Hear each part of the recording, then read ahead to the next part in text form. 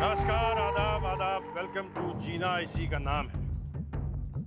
आज के हमारे जो मेहमान हैं उन्होंने इतने खूबसूरत नक्श उभारे हैं कागज़ पर, कैनवस पर, और इस कदर दिलकश रंग बिखेरे हैं कागज़ों पर और कैनवस पर कि जिसकी मिसाल मिलना मुश्किल है, और जिनकी ख्याति जो है दुनिया में इसी वजह से जो है हर तरफ फैली हुई है।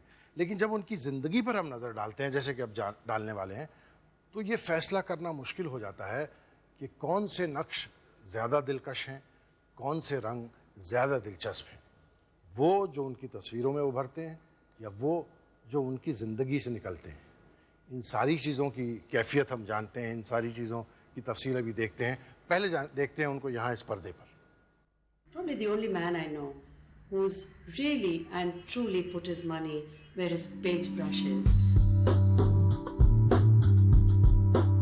He is most of the time absolutely unpredictable. Art जगत का सबसे कीमती दस्तखत। He is absolutely sincere and honest.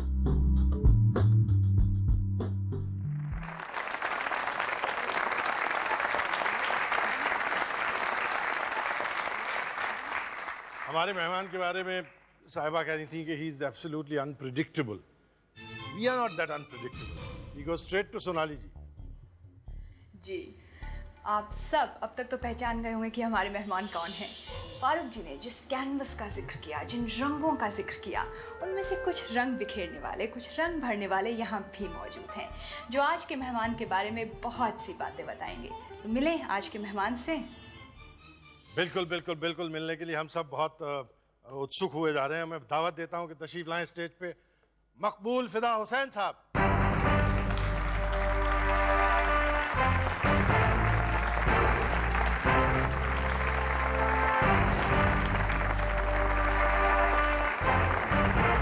आइए साहब, बहुत शुक्रिया आप तशरीफ लाए। जैसा कि हमारे कार्यक्रम की तरतीब है कि हम पहले मेहमान की ज़िंदगी की कुछ झलकियाँ यहाँ देखते हैं पर्दे पर, और उसके बाद फिर ढेर सारी बातें करते हैं। तो पहले यहाँ झलकियाँ देखते हैं।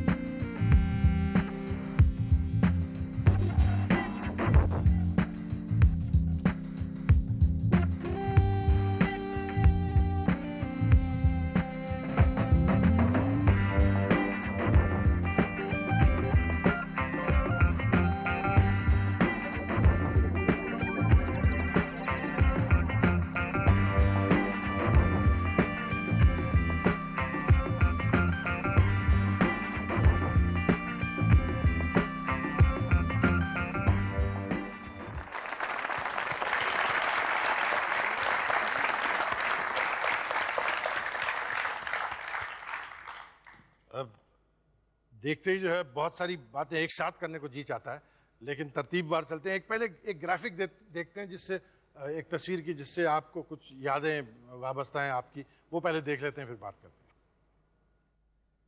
ये इंदौर में कोई 1930s अर्ली 30s में मैं साइकिल लेके पेंटिंग करने जाया करता था, लैंडस्केप ऑन द स्पॉट जी। तो ये उसका एक वो है, क्योंकि ये पेंटिंग मैंने की बहुत सी जो ऑटोबायोग्राफिकल हैं जी। पेंटिंग्स के अंदर मेरी कहानी मैं कह रहा हूँ ज़िंदगी की। तो उसमें जैसे बताया, मैं साइकिल लेके जा रहा हूँ, लैंडस्केप पेंट करता था। और याद है कि ये मैंने पहली कोई स्ट्रेंजर, एक अजनबी आके उसने देखा और कहा कि ये मुझे पेंटिंग पसंद आई है, जितनी छोटी थी, और कहा मैं लेना चाहता हूँ। मैंने कहा लीजिए। जो आपको पहचानता नहीं था? बिल्कुल नहीं पहचानता था। इंदौर में एक गली, एक रास्ते में। तो वो और मैंने उसी वक्त मेरी जेब में उसने 10 रुपये रख दिए और वो तस्वीर, तो मेरी पहली तस्वीर 10 रुपये में गई। तो वो 10 रुपये की जो खुशी और जो एक बात थी जी, वो आज के 10 लाख में नहीं आती। जी जी क्या जी करूं? जी जी जी बिल्कुल सही।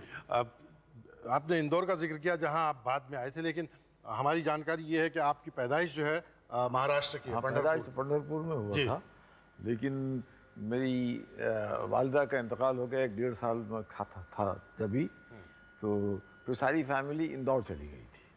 अच्छा। तो मैं 2 साल की उम्र में इंदौर पहुंच गया था और वहाँ 17-18 वहाँ गुजारा और 20वें साल में मैं मुंबई आया। वो आपके बहुत अव्वल के दिनों के कुछ मुताल्लिकीन हैं जो आपसे बहुत करीब भी हैं, मैं उनको दावत देता हूँ, फिर बात करते हैं। आइए तशरीफ लाइए।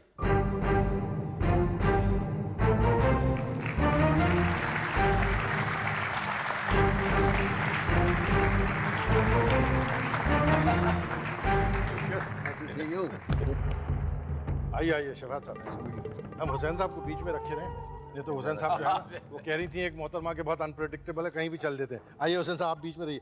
शमशाद साहब बहुत शुक्रिया, आप तशरीफ लाए। पहले इनसे शुरुआत करता हूँ कि शमशाद साहब आपके ऊपर हुसैन साहब का कितना असर शुरू में कम से कम हावी रहा? शुरू में तो काफ़ी इंटरेस्ट था क्योंकि बचपन से देखते आ रहा था उनको काम करते हुए।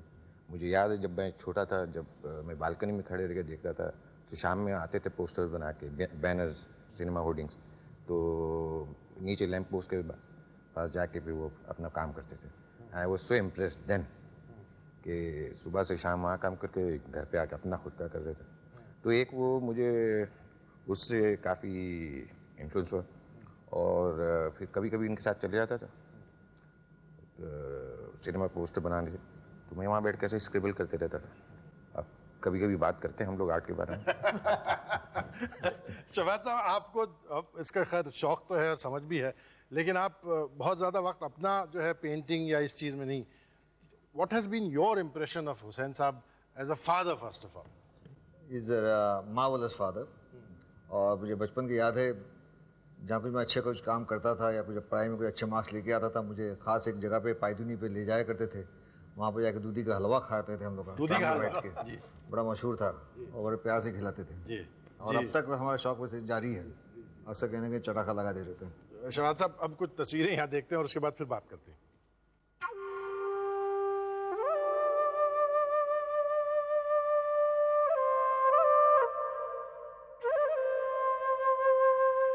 That's me. When I was 1 year old.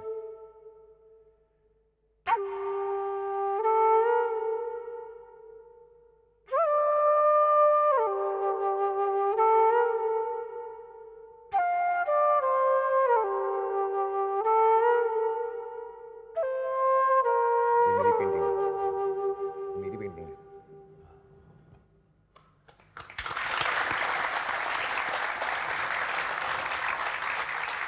Hussain साहब ये जो दाढ़ी की आपकी साइज में देखता हूँ कि घटती बढ़ती रही है, लेकिन दाढ़ी हमेशा नजर आई है, तो इसका मतलब what is the origin of the दाढ़ी सिस्टम? ये इतना करीब है कि मैं पैदा दाढ़ी के साथ नहीं हुआ था लेकिन दाढ़ी असल में ये रोज शेविंग करते रहो एक बड़ी लेजीनेस, बड़ा अजीब लगता है कि ये खामखा वक्त ज़ाया करना, क्या छोड़िए। हम चाहते हैं कि जब हम ब्रेक के दौरान हुसैन साहब की मतलब काबिलियत के हुनर जो हैं और उजागर होते रहे हमारे लिए, हमारी ऑडियंस के लिए। आपको बदकिस्मती से कोई ब्रेक नहीं दे सकते, आप प्लीज़ यहाँ सुनिए, हमारे लिए ब्रेक।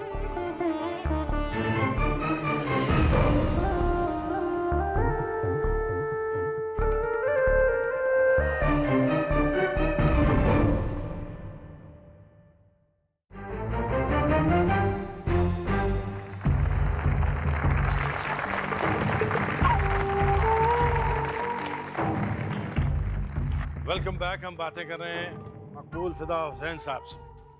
हुसैन साहब आपने बात की थी इंदौर की और उस जगह की जहां आप रहा करते थे, उस जगह से और आपके उन दिनों से ताल्लुक़ रखने वाली एक शख्सियत का एक बहुत मोहब्बत भरा मैसेज आपके लिए है। हम वो मैसेज सुन लेते हैं, फिर आगे बात करते हैं। मकबूल हुसैन बेटा कैसे हो? आपको याद है अपन नायकपुरे में रहते थे, बाद में तुम मुश्ताक अली के साथ नाले वाले मकान में खेलते थे, वहाँ से सामने स्कूल में जाते थे। और आपके दादा अब्बा अब्दुल हुसैन साहब, वो आपके वास्ते हर जुमेरात को हाट के अंदर से पूरा टोकरा भर के खिलौने लाते थे मट्टी के, और आप उसको तोड़ते थे और तोड़ तोड़ के उसको देखते थे क्या है। मकबूल हुसैन जी, अपना ख्याल रखना और कभी कभी मुझसे मिलने आना। खुदा हाफिज।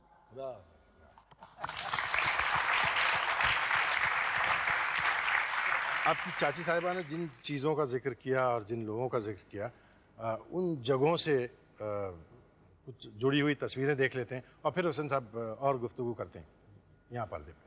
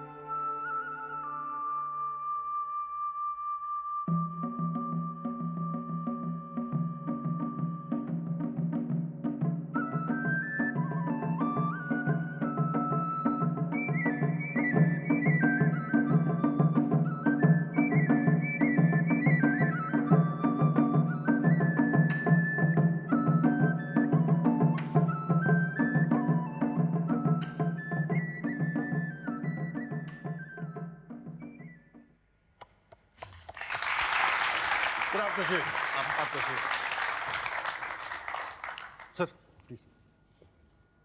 हुसैन साहब, ये जिस जगह के, खैर आपको तो बखूबी याद होगी जिस जगह की तस्वीरें हम देख रहे थे, और आपके ग्रैंडफादर जो थे, आपके दादा जो थे, जिनका जिक्र चाची साहिबा ने भी किया, वो आपको लेकर इस इमली के दरख्त के नीचे बैठा करते थे। वो दोपहर का स्कूल, प्राइमरी स्कूल था जी, वो दोपहर का खाना लेके आते थे और मेरे साथ बैठे खाते थे। इस कदर प्यार करते थे मुझे, तो कभी उन्होंने मुझे छोड़ा नहीं अकेले।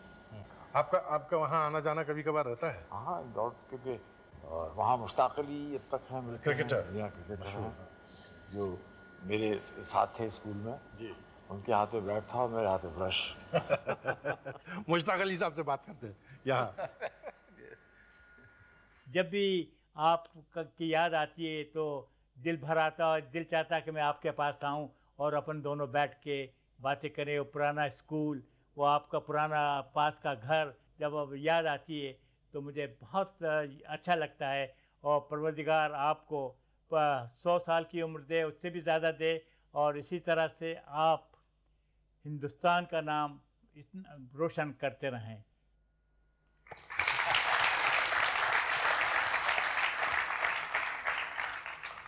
मुश्ताक अली साहब खैर बहुत मशहूर क्रिकेटर रहे हैं। आपको कभी क्रिकेट का या ऐसी कोई गेम्स का शौक नहीं रहा? क्रिकेट से मुझे सख्त नफरत है।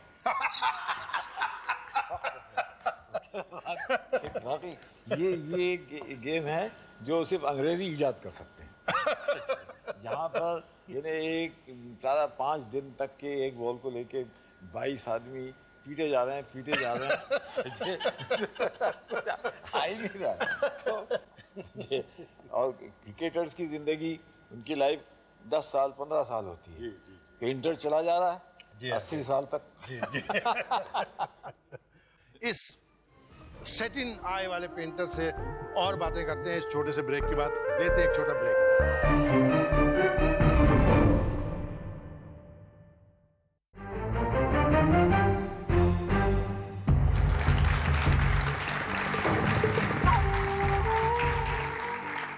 Welcome back. मकबूल फिदा हुसैन साहब से बातें हो रही। हुसैन साहब, आपने कहा कि जिसका जिक्र होता रहा कि आप इंदौर में जो है कोशिश करते रहे, आपके वालिद साहब ने भी सरप्राइजिंगली बहुत जल्दी एग्री कर लिया और इनकरेज भी किया। फिर जिक्र आया कि आप बम्बई आ गए। उस ज़माने में तो बम्बई ही था। तो बम्बई आने का आपको क्यों और कैसे सूझा? वो कहते हैं ना कि जब लोमड़ी की शामत आती तो शहर की तरफ जाता है। तो मैं मुंबई शहर आया, जहाँ 18 साल तक ना करता रहा, कुछ नहीं हुआ।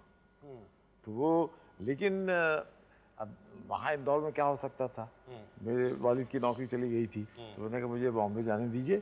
तो वो क्योंकि मुझे कुछ सपोर्ट नहीं कर सकते थे, मैंने कहा देखा जाएगा, मैं जाता हूँ वहाँ। मेरी ज़िंदगी बिल्कुल फिल्मी है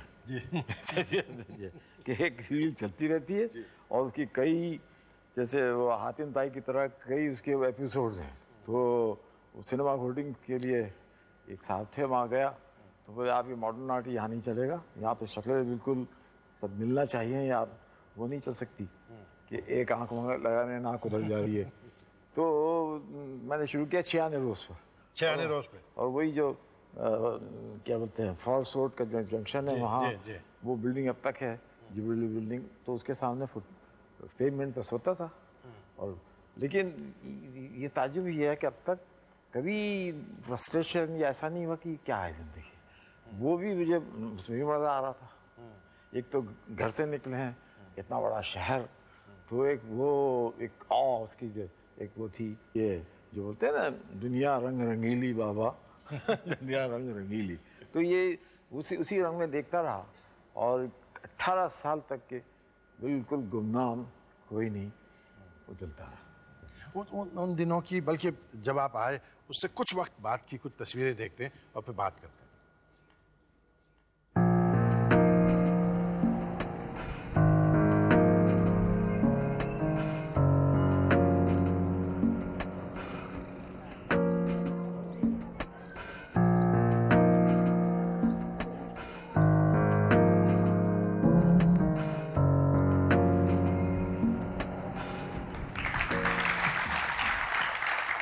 ये दोनों ही बिल्डिंगों से आपकी काफ़ी यादें जो हैं हुसैन साहब जुड़ी हुई, वो सुलेमान बिल्डिंग से भी और बदरबाग, क्योंकि यहाँ मुझे अपनी होने वाली बीवी मिली। जी जी उस गली के चौल में एक बेवा एक और थी, महबूदा बीवी, एक कमरे में रहती थी, और मैं उसी गली के अंदर ये सिनेमा होर्डिंग पेंट किया करता था। तो वो देखा करती थी, और उनको मुझसे बड़ा एक वो होगी दिलचस्पी की तस्वीरें की बड़ी तारीफ किया करती थी। अब उन दिनों थोड़ा सा पर्दा रहता था, तो उन्होंने कहा कि आप इधर उधर कहीं घर नहीं है, आप यहाँ आके खाना खा लीजिए, मैं भी गरीब हूँ, मुझे भी मदद मिलेगी, आपको भी घर का खाना मिलेगा। तो इस तरह से मेरा दाखिला हुआ एक किसी शरीफ घर में, वरना सड़कों पे रहता था। यहाँ तक कि उसी मोहल्ले के लोग मुझे वहाँ कहते थे ये रेड लाइट एरिया में रहता है, ये आवारा है, इससे अपने बच्चों को ना मिलने दो। तो ये जब आप वहाँ बैठ के पेंटिंग किया करते थे, तो सबसे पहले आपको ये पोस्टर्स, जो उस जमाने में भी फिल्म के पोस्टर बड़े बड़े मतलब ऊंचाई पे होते थे, तो ऐसा it must have been a dangerous job ना उसे? हाँ बिल्कुल, एक दफा गिर पड़ा था मैं। आप गिरा था, फिर वो एकदम सेहत मेरी बहुत हो गई थी कि मैं, क्योंकि कुछ खाने के ठिकाने घर नहीं, और दिन रात, क्योंकि फिल्में ऐसी आती थी कि आपको 5 दिन के अंदर 11 पोस्टर बनाना है, और वो 10-10 फीट के 20-20 फीट के, तो एक तो इतनी तेजी, और मुआवजा मिलता था 4 आने पर स्क्वायर फीट, उसके अंदर लकड़ी आपकी, कपड़ा आपका, रंग आपका। तो रंग मैं वो तेल कहाँ से लाया महंगा, तो घासलेट यूज़ करता था मिट्टी का तेल वही लेके। उन दिनों की जबकि आप बात कर रहे हैं, एक आपकी साथी हैं, उनसे मैं उनको दावत देता हूँ कि वो तशरीफ लाएं।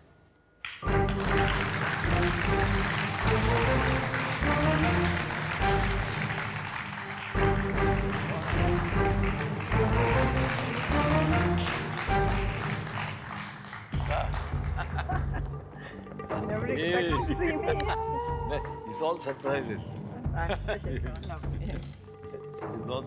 I only came because you're on the show. आइए मिसेस अलकाजी, प्लीज तशरीफ लाएं यहाँ। बहुत शुक्रिया, आप तशरीफ लाएं। मिसेस अलकाजी हुसैन साहब को उन दिनों से जानती हैं जब हुसैन साहब वहाँ बदरबाग में रहा करते थे, और उनके आस मिसेस काजी, उन दिनों के हुसैन साहब आपको याद हैं, कैसे थे? I remember once we went to his house, my husband and I, and he was living just in one room. Ji. And I wondered where he was painting. I always thought an artist had a place to paint in. And he said, nothing, I wait till the children are asleep, and I put in a 200 candle power bulb and I paint. And that was my first introduction to the kind of life you can live and still paint. आप तशरीफ रखिए, एक और साहिबा हैं जो इनको जानती हैं और मैं उनको दावत देता हूँ। प्लीज़ तशरीफ, प्लीज़ आइए, तशरीफ लाइए।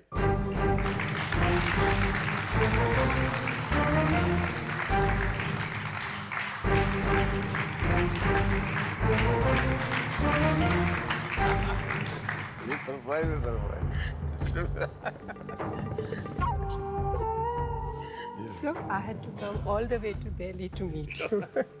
मगर जी, आप हुसैन साहब को कब से जानती हैं? About 30 odd years. और आप फजीला जी को भी जानती थी जो जी, भाभी जी was a very, very dear friend of mine. People don't know, but वो बहुत ही अच्छा पेंट करती थी। उनको कलर सेंस इतनी अच्छी थी और कभी किसी को अपने पेंटिंग्स नहीं दिखाती थी। And I also remember one thing which was so touching about her. Once Hussain Saab had made Yusuf Saab's portrait. Do you remember? Dilip Kumar. 12 feet. 12 feet. Yeah, huge portrait. And it just rolled out like at her feet. And she was sitting there and she's eyeing, and then she just made a gesture and says, come here. And I went to her. She says, आप उनको कहिए ना ये हमें gift कर दे। दिलीप साहब की तस्वीर जी। Because she was a great fan of Yusuf भाई। क्योंकि वो अक्सर कुछ पेंटिंग जो पसंद होती थी वो मुझसे छुपा के रख देती थी, इसलिए वो कहती नहीं कि अगर इनके सामने रहा तो ये बेच देंगे। हम ऐसी बहुत सारी बातें हुसैन साहब से करना चाहते हैं और उनकी ज़िंदगी के वो पहलू जो कम लोग जानते हैं हमारी ऑडियंस के सामने लाना चाहते हैं। उससे पहले लेते हैं एक छोटा सा ब्रेक। और अब मेरे साथ हैं छावड़ा साहब जो एक बहुत इंटरेस्टिंग सी बात बता रहे थे। 1950 में हुसैन तो अब पिक्चर बना रहा है, 1950 में मैं पिक्चर बना रहा था और मैंने हुसैन को कहा कि देखो आओ तुम्हें आज हीरो बना दूंगा।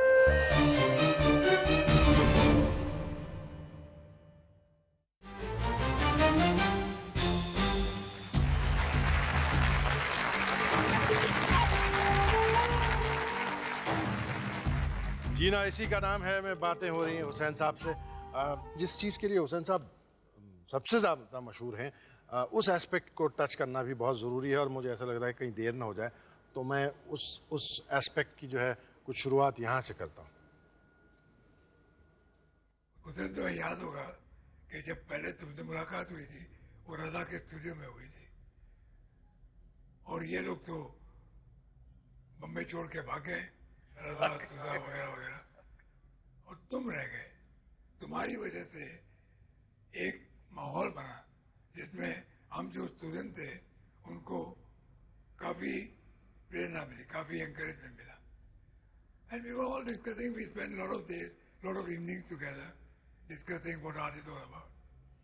और अपार्ट फ्रॉम आर्ट जो हमने एक दूसरे के साथ जिंदगी गुजारी है, जैसे तुम और हम और एक वो दिलीप पुरोहित करके लड़का था और गायतुंडे मुमताज की फिल्में देखने ग्रैंड रोड सिनेमा जाया करते थे, बड़ा मजा आता था।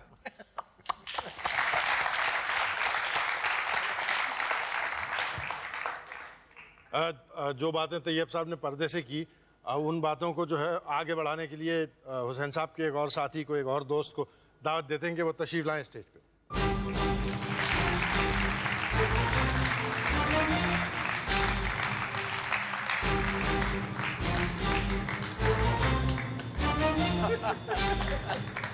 अरे बाप रे, Ayesha, You didn't know I was going to be here. Krishna Khanna साहब बहुत बहुत शुक्रिया आप तशरीफ लाए। कृष्ण खन्ना साहब खुद बहुत काबिल आर्टिस्ट तो हैं ही, हुसैन साहब के बहुत ज़मानों के दोस्त भी हैं और हुसैन साहब की पेंटिंग से बखूबी वाकिफ़ भी हैं। खन्ना साहब, आपकी और हुसैन साहब की दोस्ती कब की है? मेरा ख्याल 1950, मतलब 50 साल से ज़्यादा हो। जी हाँ। काफी अरसा हुआ है जी। हाँ। बतौर दोस्त के कैसे रहे हैं हुसैन साहब? He is one of the greatest friends. इन्होंने मुझको वो प्रोग्रेसिव पेंटर्स ग्रुप में इन्होंने मुझे इंट्रोड्यूस किया जैसे सूजा ने इनको किया था, वो एक दौर चलता था वहाँ। तो ये बम्बई में एक अजीब मौका था। मुझे एक बात याद है कि मेरी इंटरव्यू कोई ले रहा था पंडोल गैलरी में, ये साहब मेरे साथ ही बैठे थे। तो वो आखिरी जवाब उन्होंने वो मेरे से चाहते थे कि भाई तुम्हारी पैदाइश कहाँ हुई। तो मेरे मुंह से यानी कहने वाला था कि भाई लायलपुर पंजाब में गई। तो मैंने वो बात भी नहीं कही, ये कहे कि बम्बई में। तो मैंने देखा कि बम्बई में the only part of you that matters. Lots of people have lots to say about what matters in Hussain Saab. We'll hear some of this here. Maqbool, I'm in Delhi after a brief stay in Mumbai, where I missed you, because all the memories of the 40s came to my mind when we met at Rajaram Studio. Elsewhere, we had formed the Progressive Artists Group, and of course, you and Souza were painters we esteemed most, and the city emerged after that with the most important movement of contemporary Indian art. Everyone knows about your work and how important you are for contemporary Indian painting. In your own words, you said, "Ganimat maan is mil baithne ko, जुदाई की घड़ी सिर पर खड़ी है." God bless you.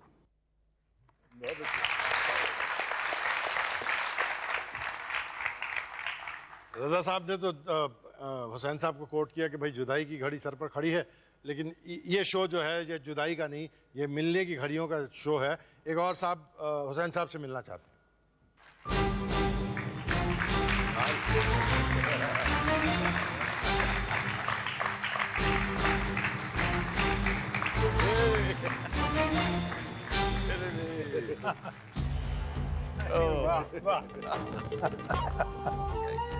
मैंने कहा ये आज क्या हो गया, पैसा खोटा हो गया, लोटा उल्टा हो गया, आज ये क्या हो गया। और जूता बाटा हो गया।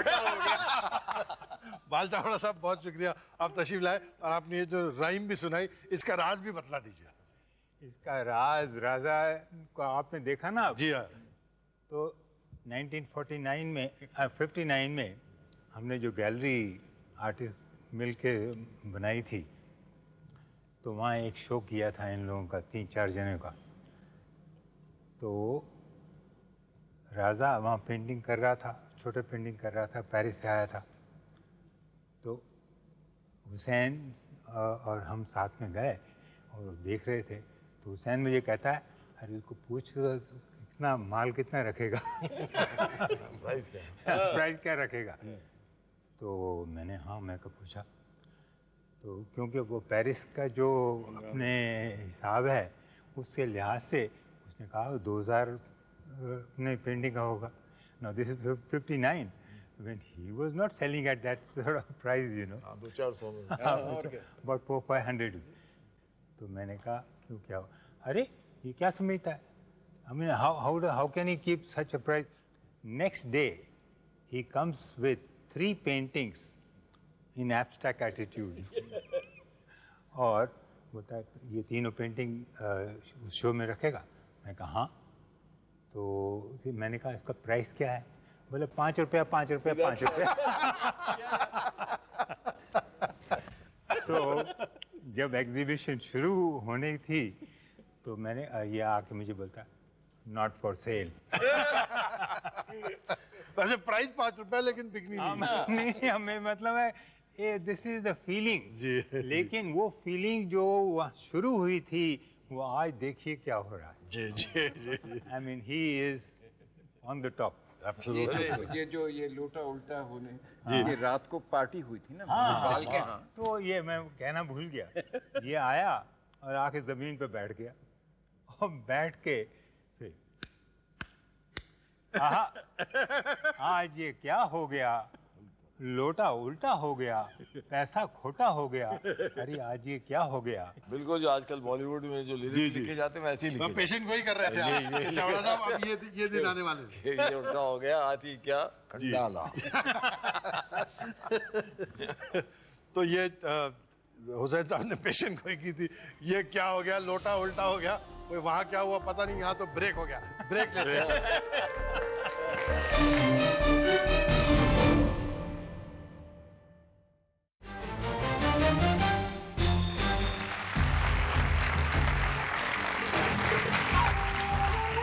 Welcome back. हुसैन साहब से बातें हो रही हैं। एक फिल्म इंडस्ट्री की एक शख्सियत है जिनको हुसैन साहब ने कभी कभार देखा भी है, उनकी थोड़ी बहुत वाकफियत भी है उनसे। वो आपसे कुछ बात करना चाहती हैं। प्लीज बात करें हुसैन साहब से। हेलो हुसैन जी। माधुरी जी, आपकी हुसैन साहब से मुलाकात सबसे पहले कब हुई थी? सबसे पहले एक स्टूडियो में हुई थी। वहां जब ये आपसे मिलने आए थे तो had he come to you, offer you a film? नहीं, he had just come to meet me. अच्छा अच्छा अच्छा। और I remember being a little nervous because ये तो बहुत बड़े जैसे वो खुद कहते हैं रंग वाले हैं। So I remember that meeting. I was shooting for प्रेम ग्रंथ और वहाँ पे आए थे on the sets with Khalid Mohammad. जी। हुसैन जी आपको याद है? हाँ हाँ बिल्कुल अच्छी तरह। वो याद नहीं है बल्कि ये पूरी सीन याद है। पूरा सीन याद है। और हुसैन साहब का कहना है कि आपकी एक फिल्म जो है उन्होंने करीब 60 बार 60 बार देखी। हाँ, जितनी मेरी उम्र है उतनी बार देखा हूँ। जब पहली बार इन्होंने कहा कि आपको ये फिल्म में कास्ट करना चाहते हैं जी, as the leading lady of his first film, आपका क्या रिएक्शन था? वेल, मुझे याद है कि जब हुसैन जी आए थे ऑफर देके, तो उन्होंने पूरी स्केचेस में पूरी फिल्म बनाई थी ऑलरेडी। और जब मैंने स्केचेस देखे पहले तो मेरे समझ में नहीं आई बात, तो मैंने बोला ये कैसी फिल्म है। और फिर मैंने उनका जब वो स्टोरी बोर्ड और सब देखा, तो आई रियलाइज कि film is not about content, the film is about art, it's about the form. और मुझे ऐसे लगा कि एक अलग जॉनर होगा फिल्म का, और एक अलग ही पॉइंट ऑफ व्यू कि एक पेंटर एक फिल्म बना रहा है और उसकी दृष्टि क्या है फिल्म देखने की। तो that was very appealing for me. And how was the experience working with the painter who had become a director? You say it frankly. It was wonderful, क्योंकि उनको देख के ऐसे लगता है कि हमारे लिए भी कोई होप है। He is still so inspired. He is अलग अलग चीजें करना चाहते हैं, और मैं चाहती हूँ कि जब मैं 84 हूँ तो I should be like him. Well, we'll have to wait a long time for that. हम हुसैन साहब से भी पूछते हैं कि Except I don't want the beard, that's it.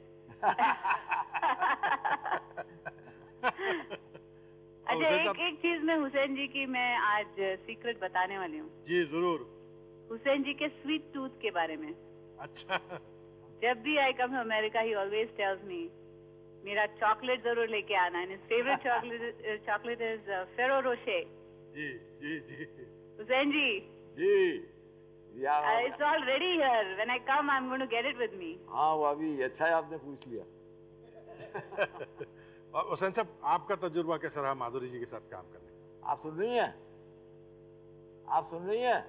हाँ, सुन रही हूँ। हाँ, आधा कान बंद कर लीजिए, मैं कुछ कहना चाहता हूँ। अच्छा ठीक है, बंद कर लिए। अब मैं, जैसा आप कहती है ना, मैं कुछ भी कहूँगा आपके बारे में तो बायस होगा। तो वो अभी अच्छा छोड़िए, लेकिन मैं कहती एक वो गालिब का एक लाइन बड़ी अच्छी है। वो कहते हैं कि मैं सुखन शनास हूँ, गालिब का तरफदार नहीं हूँ। तो यहाँ मैं ये कहूँगा कि मैं एक फिल्म शनास हूँ, माधुरी का तरफदार नहीं हूँ।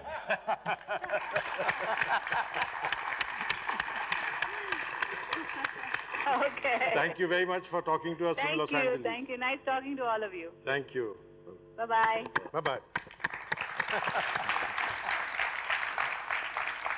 सर, आपने फिल्म शनासी की बात की और यकीनन आप हैं उस इंडस्ट्री से जुड़े हुए एक साहब हैं, उनसे मैं आपकी मुलाकात करवाना चाहता हूँ। आइए प्लीज, तशरीफ लाइए।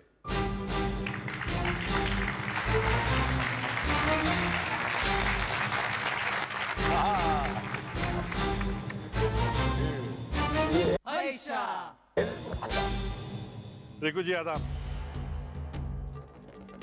रिकू जी लगते हैं बिल्कुल हीरो जैसे, लेकिन प्रोड्यूसर भी हैं और फिल्म इंडस्ट्री की एक बहुत नामवर हस्ती भी हैं। रिकू जी, आपका भी जाहिर है कि गजगामिनी से और हुसैन साहब से जो है कम से कम फिल्म इंडस्ट्री के ताल्लुक से बहुत रिश्ता रहा है। आपका एक्सपीरियंस कैसा था हुसैन साहब के साथ काम करने का? हुसैन जी से मुलाकात हुई 95 में फर्स्ट मेरी, और 5-6 महीने तो समझने में लगे हमको जी कि ये क्या कह रहे हैं और मैं क्या कह रहा हूँ। जी जी। और फिर मेरी फिल्म थी मोहब्बत, तो उन्होंने कि बहुत कम लोगों को मालूम है एक्टेड इन दैट फिल्म। और रियली? हाँ, काम किया था उन्होंने एज ए पेंटर। वो पूरा एग्जीबिशन लगाया था, पूरा सीन था, पूरा सीक्वेंस था उसमें, जिसमें माधव जी को किडनैप कर लिया जाता है। तो अब आपको उम्मीद है कि सिलसिला जो है हुसैन साहब की फिल्मों का अब एक यके बाद दीगर चलता ही रहेगा? मीनाक्षी में बिजी हैं हुसैन जी, बना रहे हैं पिक्चर। इसके बाद फिर एक कॉमेडी फिल्म कुछ हम साथ में करने वाले हैं, चलता रहेगा सिलसिला। इसके बाद कॉमेडी, लेकिन जब मैं कॉमेडी बनाऊंगा तो हो सकता है वो ट्रेजेडी हो जाए। ऑडियंस के लिए नाम भी बोल दिया क्या रखा? हाँ, नाम उसका है ये प्यार होते होते रह गया। प्यार होते होते रह गया। एक आप यहाँ हैं हुसैन साहब, एक और शख्सियत है जो आपसे बहुत प्यार करती हैं, या पर्दे से आपसे कुछ बात कर रही हैं? I live in a house where I'm surrounded by your paintings, your sketches, your watercolors. There's also a portrait of mine, which I don't particularly like. I look more like Indira Gandhi than like myself. And I admire you because you've lived it entirely on your own terms. So for that, Hussain Saab, I salute you. And here's looking forward to what? I know you're young, but I'm not. Another 50 years of friendship. Ciao.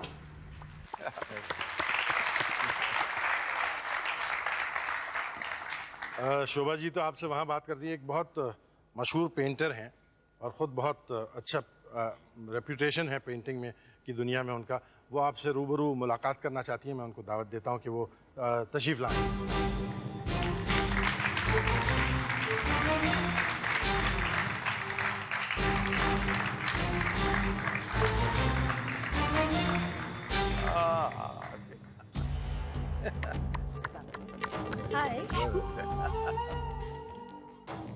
ईला पाल साहिबा बहुत मशहूर painter हैं खुद भी, और ईला जी ने जो है एक बड़ी अच्छी किताब हुसैन साहब पर लिखी है। ईला जी, मैं आपसे बात करने ही वाला हूँ, लेकिन हुसैन साहब यहाँ से भी बहुत लोग और बाहर से भी बहुत लोग बड़े क्यूरियस हैं ये जानने के लिए 3 चीज़ें। एक तो ये कि आपकी पेंटिंग्स में और आपके अक्सर पोर्ट्रेट इसमें पेंटिंग्स में बहुत सारे घोड़ों का क्या दखल है। दूसरा ये कि आप खुले पैरों से क्यों घूमते हैं, और तीसरा ये कि आप ये डराने वाली छड़ी नुमा पेंट ब्रश लेके क्यों घूमते हैं। ये तीनों चीज़ों का सवाल आप देते हैं और फिर ईला जी से बातें भी करते हैं। घोड़े तो भाई बहुत ही खूबसूरत जानवर है जी जी। तो और फिर ये भी होता है कि घोड़े की जो पेंटिंग है, जो पेंटिंग में ज़्यादा इनिशिएशन नहीं है उनका, तो वो फौरन घोड़ा पसंद कर लेते हैं। ये किस्म का ये मेरा जैसे फिल्म के अंदर प्रोमो है, ये प्रोमो है। वो तो क्वेश्चन नंबर 1 हुआ सर। अब क्वेश्चन नंबर 2। मेरे जो पैर, मैं अक्सर छोटी बस्तियों में ढाबों में जाने के बड़ा शौक़ है, तो वहाँ जब जूते नहीं जाता हूँ तो मेरी अच्छी हवा होती है। उसी वो समझते हैं हमारा ही आदमी है। ये एक फ़ायदा है। लेकिन जब किसी अच्छे किसी बड़े बिल्डिंग में किसी वो हाई सोसाइटी वहाँ जाता हूँ, तो वहाँ जो चौकीदार कहता है ये यहाँ से नहीं जाइए, वो जो सर्वेंट्स के लिफ्ट से वहाँ से जाइए। तो वो एक किस्म जो ईगो जो वो मेरे ईगो को तरह से ठेस लगती है, वो अच्छा है। जी जी। और सर वो पेंट ब्रश की एक्सप्लेनेशन बाकी रही। आज पेंट ब्रश की ये है कि ये अब जैसे पहले वक्तों में मुंशी जो हुआ करते थे, अब सब तो वो हाँ तो वो कलम अपना कान में रखते थे। अब ये ब्रश में कान में तो नहीं रख सकता, तो एक लेके फिरता हूँ। तो इसको कहते हैं छड़ी और ये गुलछड़ी भी है जी, गुल भी खिलाती है जी। कई गुल ऐसे खिले होंगे जिनकी याददाश्त आपको भी है। मैं अस्पताल में मेरा बेटा हुआ था तो मैं वहाँ थी, तो मीना कुमारी उस समय अस्पताल में थी, तो मेरी उनसे मुलाकात हुई। तो मैंने कहा कि हुसैन साहब भी आपसे मिलना चाहते हैं। तो कहते हैं हाँ ज़रूर लाइए।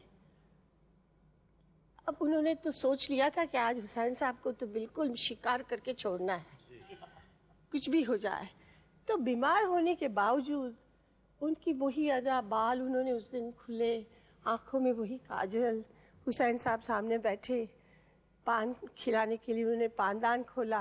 हुसैन साहब कीमाम के साथ कि कीमाम के बगैर, कुछ नहीं बोले। उन्होंने कीमाम के साथ उनको पान खिला दिया। जो वो बोलती रही लेकिन एक शब्द नहीं बोले वो। फिर नीचे आए तो मेरे को बहुत गुस्सा आया। मैंने ये क्या हुसैन साहब, एक शब्द नहीं निकाला आपने ज़बान से। फिर जाके थूक के आए, कहते क्या करूं, कमबख्त ने इस निगाह से देखा कि मेरी तो ज़बान ही कट गई।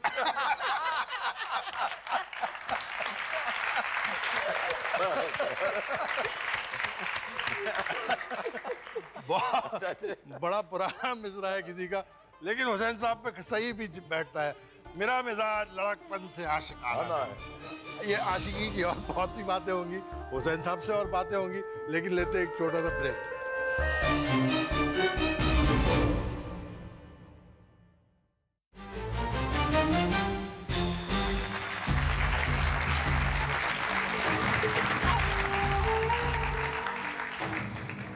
Welcome back. हुसैन साहब से बातें हो रही हैं। हुसैन साहब, एक और साहिबा हैं जो बहुत मशहूर हैं, बहुत काबिल हैं, बहुत पसंदीदा आर्टिस्ट हैं, आपसे मुलाकात करना चाहती हैं। प्लीज़ आइए।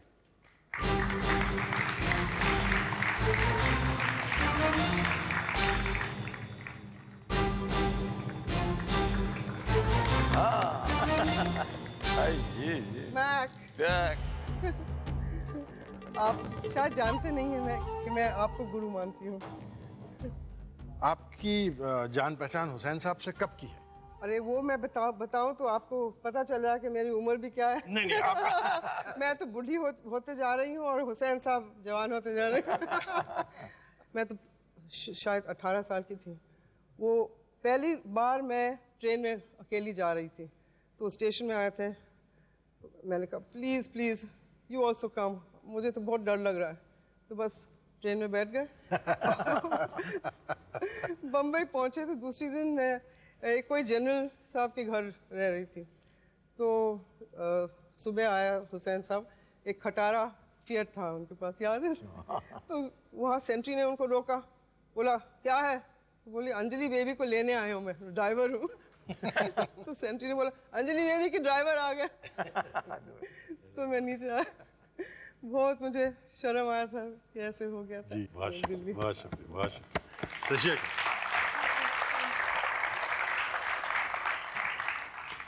हुसैन साहब, आपके एक जानने वाले हैं, आपकी बहुत सारी आदतों से भी वाकिफ़ हैं, और वो एक मैसेज आपको इस पर्दे से दे रहे हैं और एक माहौल के बारे में भी जिक्र कर रहे हैं।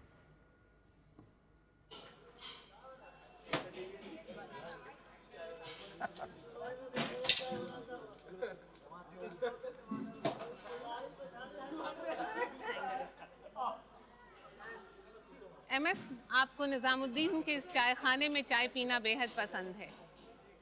हिंदुस्तान में और बाहर भी हर बड़े शहर में आपका एक ख़ास चाय वाला मौजूद है। वो निज़ामुद्दीन की ये जगह हो, या फिर कलकत्ते का सरदार का ढाबा हो, या हैदराबाद हो, मुंबई हो, वाराणसी हो, या फिर लंदन का शेफर्ड मार्केट हो, और आज भी किसी भी वक्त गर्मा गर्म चाय का एक गिलास और एक रूखी रोटी आपके लिए एक कंप्लीट मील का काम करती है।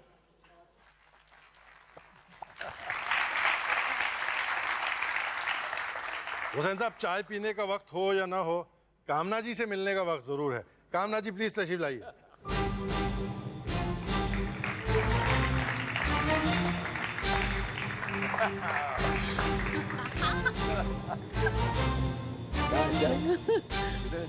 चाय का ग्लास। थैंक यू कामना जी, आप उस चाय वाले के ढाबे से सीधा यहाँ चली आई, बड़ा कर्म फरमाया आपने। आप हुसैन साहब को मतलब चाय के ढाबों की इनकी जो इंटरेस्ट है इनका, उसके चाय अलावा का एक ढाबे का इंटरेस्ट इनका बताते हैं कि हम लोग दातागंज बख्श की दरबार में गए जी। तो एमएफ ने कहा कि तुम हाजिरी दे आओ, हम यहाँ बैठ के ढाबे में चाय पी लेते हैं। तो हम अंदर चले गए, वापस हाजिरी लगा के जो वापस हुए तो देखते हैं कि एक बुजुर्ग सी औरत इनकी कोशिश कर रही हैं कि 2 रुपए इनके हाथ में दे दें और दरख्वास्त कर रही हैं कि बाबा हमारे लिए दुआ कीजिए। सो हुसैन अवाक बिल्कुल, बिकॉज वो इनको कोई पहुंचा हुआ फकीर समझ बैठी थी, बरहना पा, नूरानी चेहरा। तो ये चलता रहा। तो फिर खैर मैंने भी कहा कि मेरे लिए भी कुछ दुआ कीजिए। वो अभी तक नामंजूर है। आपने 2 रुपए दिए थे इनको? नहीं तो फिर ऐसे ये गलती हो गई बस। बाकी तो ठीक रहता। आप प्लीज फिलहाल तशरीफ प्लीज तशरीफ लाइए।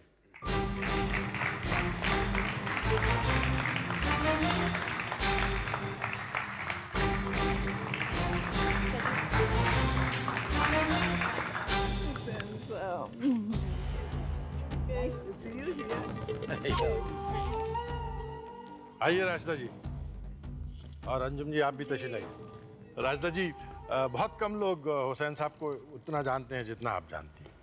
हुसैन साहब की क्या ऐसी पर्सनल खासियतें हैं जिनके बारे में आप जानती हैं और हम नहीं जानते? बहुत इमोशनल हैं हुसैन साहब जी, जो कि हमने देखा है उनको। एक बार मदर टेरेसा को मिलने गए, उनकी इमेज जो इटर्नल मदर की इमेज और दूसरी उनकी प्रेजेंस, इतने ओवरवेल्म हो गए हुसैन साहब इमोशन से कि वो जो तूफान बरसों का रुका हुआ था वो आंसुओं के ज़रिए रुका नहीं, बह गया। सॉरी, एक चीज़ और है, जहाँ पर इनको खुली दीवारें जो होती हैं ना सफ़ेद, वो बहुत टेम्प्ट करती हैं। एक बार इंदौर के इनके एक बचपन के दोस्त थे, उनको मेरे ख्याल से 70 साल के बाद मिले थे। उनके घर गए तो सामने खाली दीवार थी, एकदम सफ़ेद और खाली बड़ी दीवार। पेन तो होता है इनके पास, उसके बाद उस दीवार पर घोड़े दौड़ने लगे। थोड़ी देर में इनके दोस्त की बीवी ने उनको अपनी मियाँ को अंदर बुलाया, ज़ोर से आवाज़ दे के वो अंदर गए।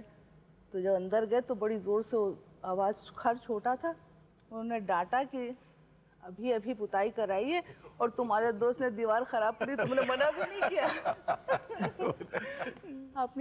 अपनी आत्मकथा लिखी है हुसैन साहब ने और बहुत अच्छी लिखी है। उसका टाइटल बड़ा वैसा है, फिल्मी है, लंबा। वो क्या टाइटल है? कि दादा की उंगली पकड़े एक लड़का, माँ दे गई नाम मकबूल और बने फिरते हैं MF हुसैन।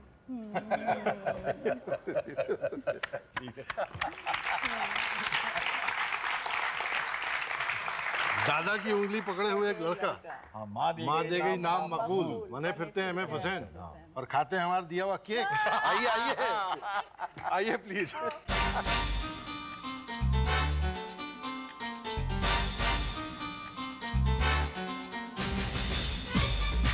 हुसैन साहब की वालिदा ने जब उनका नाम मकबूल रखा, जाने अनजाने एक ज़बरदस्त किस्म की पेशन गोई की, भविष्यवाणी की कि वाकई मकबूल फिदा हुसैन एक इतनी मकबूल, एक इतनी जानी मानी, एक इतनी पसंदीदा शख्सियत है आज कला की दुनिया में कि उसकी मिसाल मिलना मुश्किल है।